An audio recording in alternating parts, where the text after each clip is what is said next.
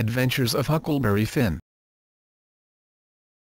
Adventures of Huckleberry Finn is a novel by Mark Twain, first published in the United Kingdom in December 1884 and in the United States in February 1885. Commonly named among the great American novels, the work is among the first in major American literature to be written throughout in vernacular English, characterized by local color regionalism. It is told in the first person by Huckleberry Huck Finn, a friend of Tom Sawyer and narrator of two other Twain novels. It is a direct sequel to The Adventures of Tom Sawyer. The book is noted for its colorful description of people and places along the Mississippi River. Set in a Southern antebellum society that had ceased to exist about 20 years before the work was published, Adventures of Huckleberry Finn is an often scathing satire on entrenched attitudes, particularly racism. Perennially popular with readers, Adventures of Huckleberry Finn has also been the continued object of study by literary critics since its publication. It was criticized upon release because of its coarse language and became even more controversial in the 20th century because of its perceived use of racial stereotypes and because of its frequent use of the racial slur nigger, despite strong arguments that the protagonist, and the tenor of the book, is anti-racist. Characters. In order of appearance. Huckleberry Finn is a boy about 13 or 14. He has been brought up by his father, the town drunk, and has a hard time fitting into society. Tom Sawyer and his friends occasionally call him Huck Finn. Widow Douglas is the kind lady who has taken Huck in after he helped save her from a violent home invasion. She tries her best to civilize Huck, believing it is her Christian duty. Miss Watson is the widow's sister, a tough old spinster who also lives with them. She is fairly hard on Huck, causing him to resent her a good deal. Samuel Clemens may have drawn inspiration for her from several people he knew in his life. Jim is Miss Watson's big, mild-mannered slave to whom Huck becomes very close in the novel, when they reunite after Jim flees Miss Watson to seek refuge from slavery, and Huck and Jim become fellow travelers on the Mississippi River. Tom Sawyer is Huck's best friend and peer, the main character of other Twain novels and the leader of the town boys and adventures, is the best fighter and the smartest kid in town. Pap Finn, Huck's father, is the town drunk. He is often angry at Huck and resents him getting any kind of education. He also returns to Huck whenever he needs more money for alcohol. Judith Loftus plays a small part in the novel, being the kind and perceptive woman whom Huck talks to in order to find out about the search for Jim, but many critics believe her to be the best female character in the novel. The Grangerfords, an aristocratic Kentuckian family headed by the sexagenarian Colonel Saul Grangerford, take Huck in after he is separated from Jim on the Mississippi. Huck becomes close friends with the youngest male of the family, Buck Grangerford, who is Huck's age. By the time Huck meets them, the Grangerfords have been engaged in an age-old blood feud with another local family, the Shepherdsons. The Duke and the King are two otherwise unnamed con artists whom Huck and Jim take aboard their raft just before the start of their Arkansas adventures. They are featured prominently throughout the novel, duping many local townspeople with their various get-rich-quick schemes.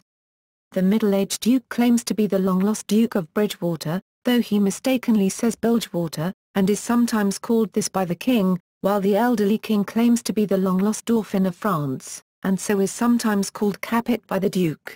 Mary Jane, Joanna, and Susan Wilkes are the three young nieces of their wealthy guardian, Peter Wilkes, who has recently died. The Duke and the King try to steal the inheritance left by Peter Wilkes, by posing as Peter's estranged brothers from England. Aunt Sally and Uncle Silas Phelps are the two people whose nephew Huck poses as, after he abandons the Duke and King. She is a loving, but high-strung lady, and he a plodding old man, both farmer and preacher. Dr. Robinson is the only man who recognizes that the King and Duke are phonies when they try to pretend to be British. He warns the town but they ignore him. A different character of the same name in The Adventures of Tom Sawyer was the man who wanted a grave to be dug up, but Injun Joe subsequently murdered him and framed Muff Potter for that crime. Many other characters play important but minimal roles in the many episodes that make up the novel. They include slaves owned by the various families they meet, supporting townspeople, raftsmen, a doctor and a steamboat captain. Plot summary. In Missouri. The story begins in fictional St. Petersburg, Missouri, based on the actual town of Hannibal, Missouri, on the shore of the Mississippi River, sometime between 1835, when the first steamboat sailed down the Mississippi, and 1845. Huckleberry Huck Finn, the protagonist and first-person narrator, and his friend, Tom Sawyer, have each come into a considerable sum of money as a result of their earlier adventures, detailed in the Adventures of Tom Sawyer. Huck explains how he is placed under the guardianship of the widow Douglas, who, together with her stringent sister, Miss Watson, are attempting to civilize him and teach him religion. Finding civilized life confining, his spirits are raised somewhat when Tom Sawyer helps him to escape one night past Miss Watson's slave Jim, to meet up with Tom's gang of self-proclaimed robbers. Just as the gang's activities begin to bore Huck, he is suddenly interrupted by the reappearance of his shiftless father, Pap, an abusive alcoholic. Knowing that Pap would only spend the money on alcohol, Huck is successful in preventing Pap from acquiring his fortune. However, Pap gains legal custody of Huck and leaves town with him. In Illinois and on Jackson's Island. Pap forcibly moves Huck to his isolated cabin in the woods along the Illinois shoreline. Due to Pap's drunken violence and imprisonment of Huck inside the cabin, Huck, during one of his father's absences, elaborately fakes his own death, escapes the cabin, and sets off downriver. He settles comfortably on Jackson's Island. Here, Huck reunites with Jim, Miss Watson's slave. Jim has also run away after he overheard Miss Watson planning to sell him down the river to presumably more brutal owners. Jim plans to make his way to the town of Cairo in Illinois, a free state, so that he can later buy the rest of his enslaved family's freedom. At first, Huck is conflicted about the sin and crime of supporting a runaway slave, but as the two talk in depth and bond over their mutually held superstitions, Huck emotionally connects with Jim, who increasingly becomes Huck's close friend and guardian. After heavy flooding on the river, the two find a raft, which they keep, as well as an entire house floating on the river. Entering the house to seek loot, Jim finds the naked body of a dead man lying on the floor, shot in the back. He prevents Huck from viewing the corpse. To find out the latest news in town, Huck dresses as a girl and enters the house of Judith Loftus, a woman new to the area. Huck learns from her about the news of his own supposed murder. Pap was initially blamed, but since Jim ran away he is also a suspect and a reward for Jim's capture has initiated a manhunt. Mrs. Loftus becomes increasingly suspicious that Huck is a boy, finally proving it by a series of tests. Once he is exposed, she nevertheless allows him to leave her home without commotion, not realizing that he is the allegedly murdered boy they have just been discussing. Huck returns to Jim to tell him the news and that a search party is coming to Jackson's Island that very night. The two hastily load up the raft and depart. After a while, Huck and Jim come across a grounded steamship. Searching it, they stumble upon two thieves discussing murdering a third, but they flee before being noticed. They are later separated in a fog, making Jim intensely anxious, and when they reunite, Huck tricks Jim into thinking he dreamed the entire incident.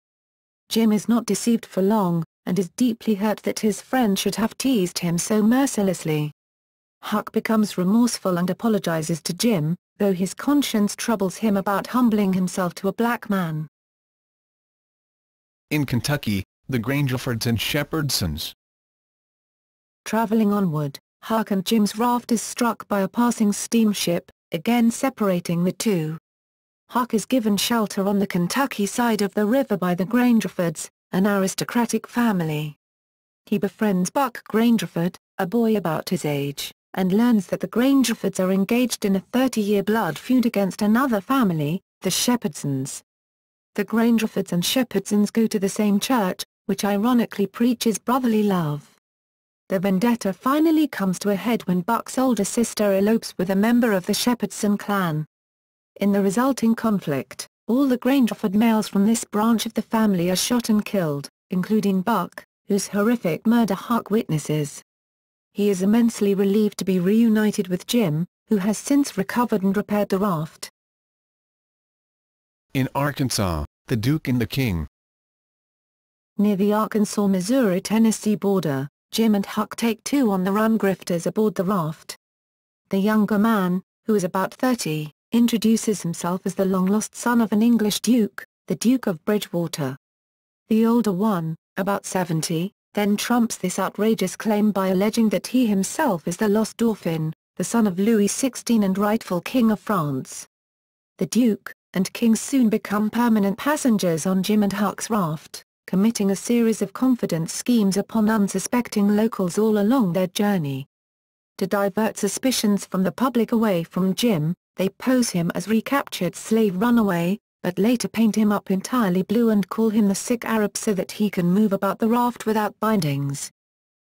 On one occasion, the swindlers advertise a 3-night engagement of a play called The Royal Nonsuch. The play turns out to be only a couple of minutes' worth of an absurd, bawdy sham. On the afternoon of the first performance, a drunk called Boggs is shot dead by a gentleman named Colonel Shiburn. A lynch mob forms to retaliate against Shiburn. And Shiburn, surrounded at his home, disperses the mob by making a defiant speech describing how true lynching should be done. By the third night of the Royal Nonsuch, the townspeople prepare for their revenge on the Duke and King for their money-making scam, but the two cleverly skip town together with Huck and Jim just before the performance begins. In the next town, the two swindlers then impersonate brothers of Peter Wilkes, a recently deceased man of property. To match accounts of Wilkes's brothers, the King attempts an English accent and the Duke pretends to be a deaf mute, while starting to collect Wilkes's inheritance. Huck decides that Wilkes's 3 orphaned nieces, who treat Huck with kindness, do not deserve to be cheated thus, and so he tries to retrieve for them the stolen inheritance. In a desperate moment, Huck is forced to hide the money in Wilkes's coffin, which is abruptly buried the next morning. The arrival of 2 new men who seem to be the real brothers throws everything into confusion, so that the townspeople decide to dig up the coffin in order to determine which are the true brothers, but, with everyone else distracted, Huck leaves for the raft, hoping to never see the Duke and King again. Suddenly, though, the 2 villains return, to Huck's despair. When Huck is finally able to get away a second time, he finds to his horror that the swindlers have sold Jim away to a family that intends to return him to his proper owner for the reward. Defying his conscience and accepting the negative religious consequences he expects for his actions, "All right, then, I'll go to hell." Huck resolves to free Jim once and for all. On the Phelps farm. Huck learns that Jim is being held at the plantation of Silas and Sully Phelps. The family's nephew, Tom, is expected for a visit at the same time as Huck's arrival, so Huck is mistaken for Tom and welcomed into their home. He plays along, hoping to find Jim's location and free him. In a surprising plot twist, it is revealed that the expected nephew is in fact Tom Sawyer. When Huck intercepts the real Tom Sawyer on the road and tells him everything, Tom decides to join Huck's scheme, pretending to be his own younger half-brother, Sid, while Huck continues pretending to be Tom. In the meantime, Jim has told the family about the 2 grifters and their new plan for the Royal Nonsuch, and so the townspeople capture the Duke and King, who are then tarred and feathered and ridden out of town on a rail. Rather than simply sneaking Jim out of the shed where he is being held, Tom develops an elaborate plan to free him, involving secret messages, a hidden tunnel, a rope ladder sent in Jim's food, and other elements from adventure books he has read, including an anonymous note to the Phelps warning them of the whole scheme. During the actual escape and resulting pursuit, Tom is shot in the leg, while Jim remains by his side, risking recapture rather than completing his escape alone. Although a local doctor admires Jim's decency, he has Jim arrested in his sleep and returned to the Phelps. After this, events quickly resolve themselves. Tom's Aunt Polly arrives and reveals Huck and Tom's true identities to the Phelps family. Jim is revealed to be a free man. Miss Watson died 2 months earlier and freed Jim in her will, but Tom, who already knew this, chose not to reveal this information to Huck so that he could come up with an artful rescue plan for Jim. Jim tells Huck that Huck's father, Pap Finn, has been dead for some time. He was the dead man they found earlier in the floating house, and so Huck may now return safely to St. Petersburg. Huck declares that he is quite glad to be done writing his story, and despite Sally's plans to adopt and civilize him, he intends to flee west to Indian Territory. Major themes. Adventures of Huckleberry Finn explores notions of race and identity. An obvious complexity exists concerning Jim's character. While some scholars point out that Jim is good-hearted, moral, and not unintelligent, in pointed contrast to several of the white characters. Others have criticized the novel as racist, citing the use of the word nigger, and emphasizing the stereotypically comic treatment of Jim's superstition and ignorance. Huck struggles not only with the challenges of his strenuous journey, but also with the 19th-century social climate and the role it forces on him regarding Jim. Throughout the story, Huck is in moral conflict with the received values of the society in which he lives, and while he is unable to consciously refute those values even in his thoughts, he makes a moral choice based on his own valuation of Jim's friendship and human worth, a decision in direct opposition to the things he has been taught. Mark Twain, in his lecture notes, proposes that a sound heart is a surer guide than an ill-trained conscience, and goes on to describe the novel as a book of mine where a sound heart and a deformed conscience come into collision and conscience suffers defeat. To highlight the hypocrisy required to condone slavery within an ostensibly moral system, Twain has Huck's father enslave his son, isolate him, and beat him. When Huck escapes, which anyone would agree was the right thing to do, he then immediately encounters Jim illegally doing the same thing. Some scholars discuss Huck's own character, and the novel itself, in the context of its relation to African American culture as a whole. John Alberti quotes Shelley Fisher Fishkin, who writes in her 1990s book Was Huck Black? Mark Twain and African American Voices, by limiting their field of inquiry to the periphery, white scholars have missed the ways in which African American voices shaped Twain's creative imagination at its core. It is suggested that the character of Huckleberry Finn illustrates the correlation, and even interrelatedness, between white and black culture in the United States. Illustrations. The original illustrations were done by Edward W. Kemble, more often known as E. W. Kemble, at the time a young artist working for Life magazine. Kemble was hand-picked by Twain, who admired his work. Hints suggests that Twain and Kemble had a similar skill, writing that as Kemble could afford only one model, most of his illustrations produced for the book were done by guesswork. When the novel was published, the illustrations were praised even as the novel was harshly criticized. E. W. Kemble produced another set of illustrations for Harper's and the American Publishing Company in 1898 and 1899 after Twain lost the copyright. Publications' effect on literary climate.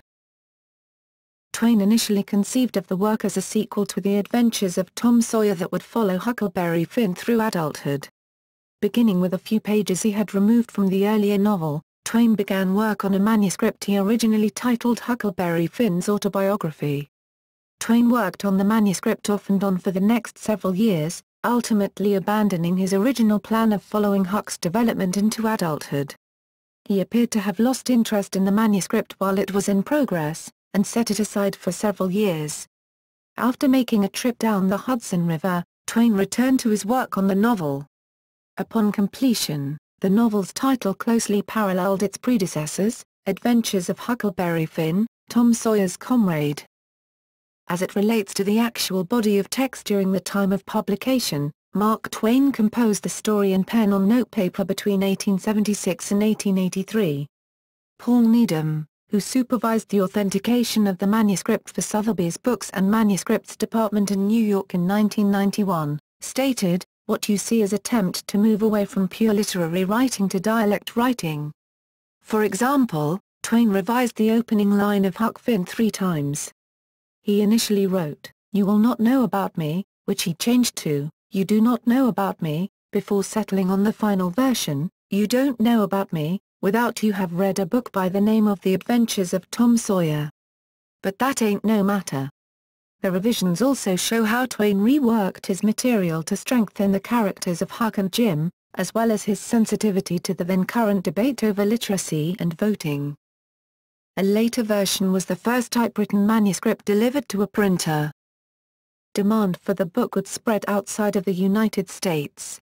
Adventures of Huckleberry Finn was eventually published on December 10, 1884, in Canada and the United Kingdom, and on February 18, 1885, in the United States. The illustration on page 283 became a point of issue after an engraver, whose identity was never discovered, made a last-minute addition to the printing plate of Kemble's picture of old Silas Phelps, which drew attention to Phelps' groin. 30,000 copies of the book had been printed before the obscenity was discovered. A new plate was made to correct the illustration and repair the existing copies. In 1885, the Buffalo Public Library's curator, James Fraser Gluck, approached Twain to donate the manuscript to the library. Twain did so. Later it was believed that half of the pages had been misplaced by the printer. In 1991, the missing half turned up in a steamer trunk owned by descendants of Gluck's.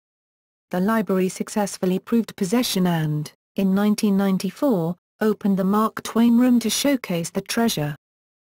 In relation to the literary climate at the time of the book's publication in 1885, Henry Nash Smith describes the importance of Mark Twain's already established reputation as a professional humorist, having already published over a dozen other works.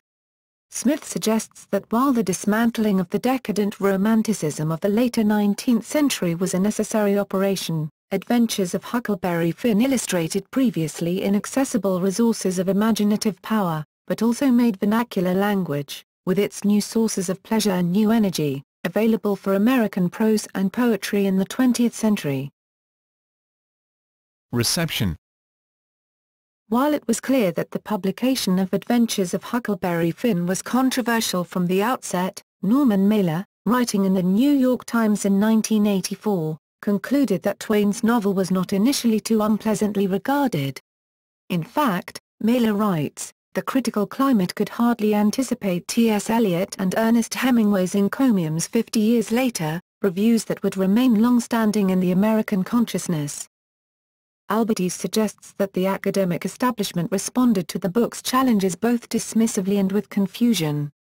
During Twain's time, and today, defenders of Adventures of Huckleberry Finn lump all non-academic critics of the book together as extremists and censors, thus equating the complaints about the book's coarseness from the genteel bourgeois trustees of the Concord Public Library in the 1880s with more recent objections based on race and civil rights. Upon issue of the American edition in 1885, several libraries banned it from their shelves. The early criticism focused on what was perceived as the book's crudeness. One incident was recounted in the newspaper, the Boston Transcript. Twain later remarked to his editor, "Apparently, the Concord Library has condemned Huck as trash and only suitable for the slums. This will sell us another 25,000 copies for sure." In 1905, New York's Brooklyn Public Library also banned the book due to bad word choice and Huck's having not only itched but scratched within the novel, which was considered obscene. When asked by a Brooklyn librarian about the situation, Twain replied, "Many subsequent critics, Ernest Hemingway among them, have deprecated the final chapters, claiming the book devolves into little more than minstrel show satire and broad comedy after Jim is detained." Hemingway declared, "All modern American literature comes from Huck Finn," and hailed it as the best book we've had. He cautioned, "If you must read it you must stop where the nigger Jim is stolen from the boy's sick. That is the real end. The rest is just cheating." Pulitzer Prize winner Ron Powers states in his Twain biography, Mark Twain, A Life, that Huckleberry Finn endures as a consensus masterpiece despite these final chapters, in which Tom Sawyer leads Huck through elaborate machinations to rescue Jim. The words nigger and Jim appear side by side once in the novel, in chapter XXXI, in a letter Huck writes to Mrs. Watson, but they are not used as a name. The phrase "our old nigger Jim" also appears twice in Tom Sawyer, Detective. After Nigger Jim appears in Albert Bigelow Paine's 1912 Clemens biography, it continued to be used by 20th-century critics, including Leslie Fiedler, Norman Mailer, and Russell Baker. Writer Louisa May Alcott criticized the book's publication as well, saying that if Twain think of something better to tell our pure-minded lads and lasses he had best stop writing for them. Controversy. The language of Adventures of Huckleberry Finn made for its controversial condition during its first year on the shelves and into the modern world of literature. In his introduction to the annotated Huckleberry Finn, Michael Patrick Hearn writes that Twain could be uninhibitedly vulgar, and quotes William Dean Howells, a Twain contemporary, who wrote that the author's humor was not for most women.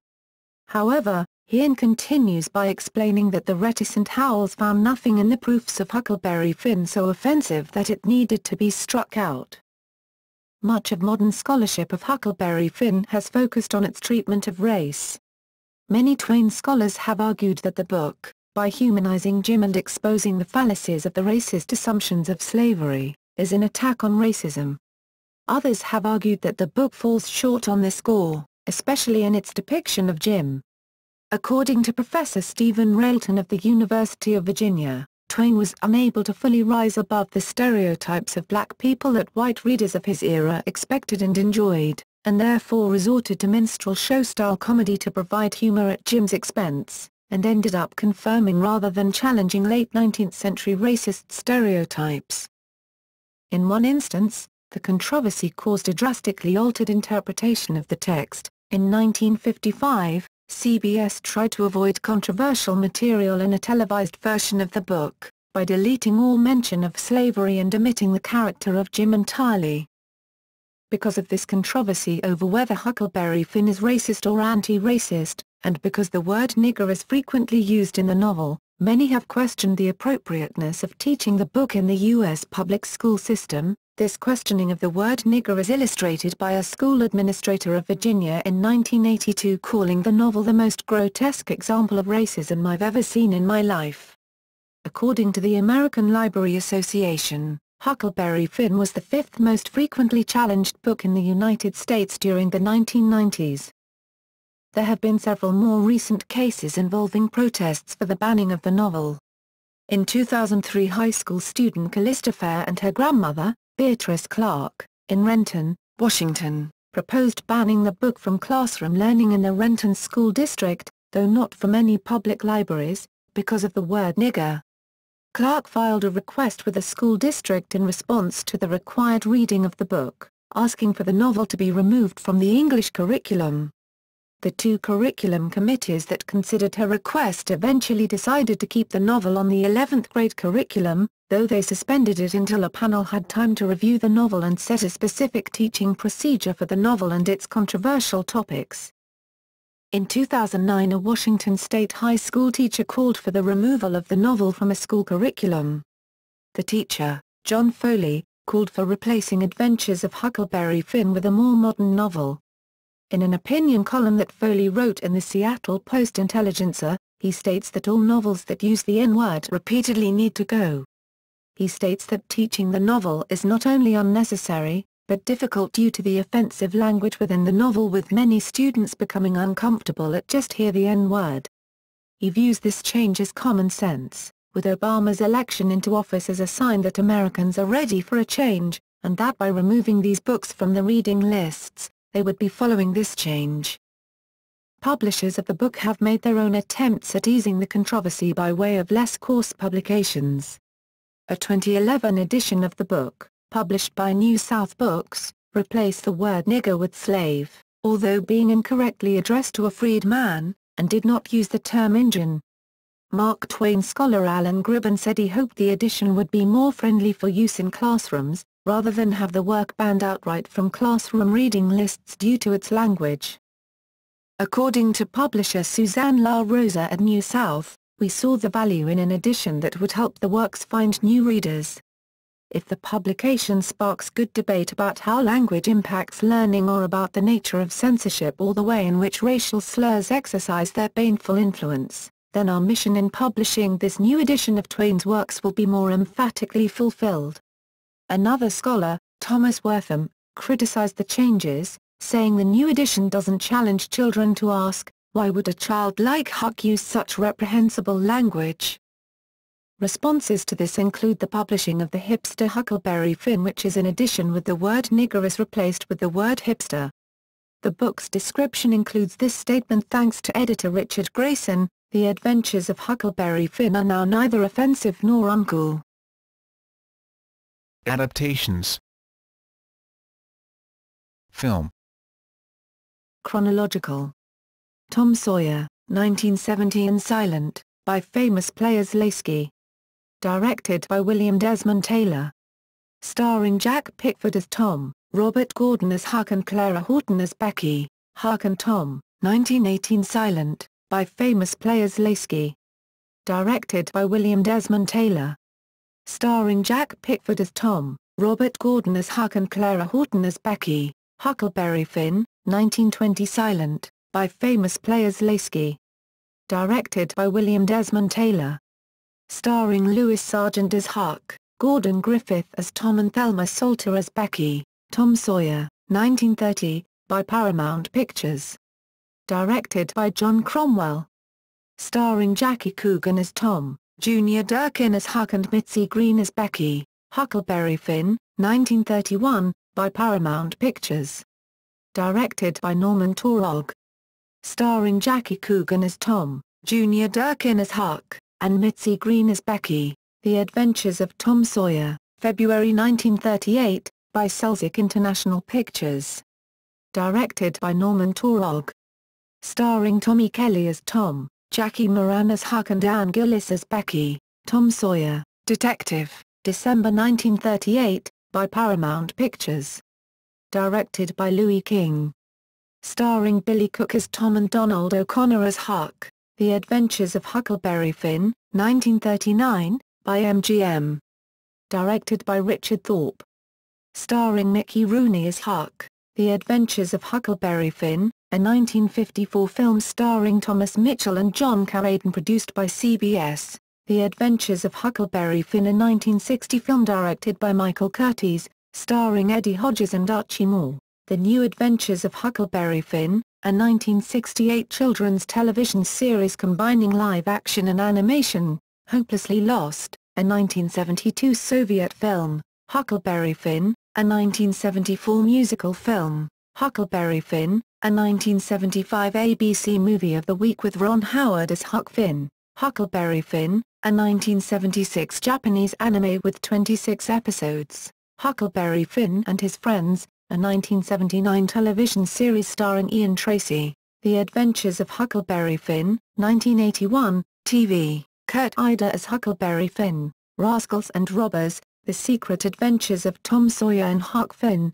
1982, TV. Anthony Michael Hall as Huck Finn. Adventures of Huckleberry Finn, a 1985 American television movie which was filmed in Mayersville, Kentucky. The Adventures of Tom Sawyer and Huckleberry Finn, a 1985 ABC Movie of the Week with Drew Barrymore as Con Sawyer. The Adventures of Huck Finn, a 1993 film starring Elijah Wood and Courtney B. Vance. Huckleberry Finn Monogatari, a 1994 Japanese anime with 26 episodes. Tomato Sawyer and Huckleberry Larry's Big River Rescue, a VeggieTales parody of Huckleberry Finn created by Big Idea Productions with Larry the Cucumber as the titular character. 2008. Literature. Alphabetical by author's last name. Finn, a novel, 2007, by John Clinch, a novel about Huck's father, Pap Finn. The Adventures of Huckleberry Finn, 1973, by Robert James Dixon, a simplified version. The Further Adventures of Huckleberry Finn, 1983, by Greg Matthews, a novel which continues Huck's adventures after he lights out for the territory at the end of Mark Twain's novel, My Jim, 2005, by Nancy Rawls, a novel narrated largely by Sadie, Jim's enslaved wife. Music. Chronological. Mississippi Suite, 1926, by Ferd Groff. The second movement is a light-hearted whimsical piece entitled Huckleberry Finn. Huckleberry Finn Suite, 2005, by Franco Cesarini, a four-movement piece running about 13 minutes. Huckleberry Finn EP, 2009, comprising 5 songs from Kurt Weill's unfinished musical, by Duke Special. less than http://www.dehask.com/ product/ details/ 202/ Huckleberry-Finn-Sweet-OP-33 greater than. Stage. Chronological. Downriver, a 1975 off-Broadway musical, music and lyrics by John Braden. Big River, a 1985 Broadway musical with lyrics and music by Roger